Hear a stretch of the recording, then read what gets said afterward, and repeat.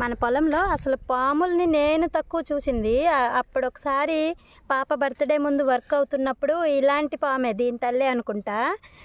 పాప కాలుకి ఒక 1 మీటర్ డిస్టెన్స్లో ఉంది. 1 మీటర్ డిస్టెన్స్లో నిలబడి ఉంటే చూశాను. అప్పుడు భయం వేసి ఇంకా పాపని కింద వదలటం మానేసి ఆ రోజు నుంచి ఒళ్ళని పట్టుకొని ఇంకా వ్యవసాయం చేయాలి అనుకుంటే ముందు పాపను చూసుకోవాలి అని చెప్పేసి అనుకున్నాను.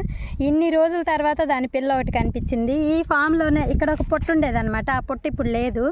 ఈ ఫామ్లో ఇదిగోండి బాబాయ్ పార కింద పడి చచ్చిపోయింది. అన్ఎక్స్పెక్టెడ్, చూసుకోలేదు బాబాయ్, కొట్టేశారు, అలా చచ్చిపోయింది పాపం.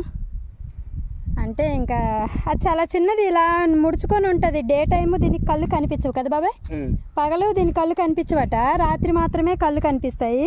మనకు కొంచెం లైటింగ్ వచ్చినా కానీ అది లైటింగ్ వచ్చినా కానీ అది టక్కున ఆగిపోద్ది. ఆ రోజు పాప దగ్గర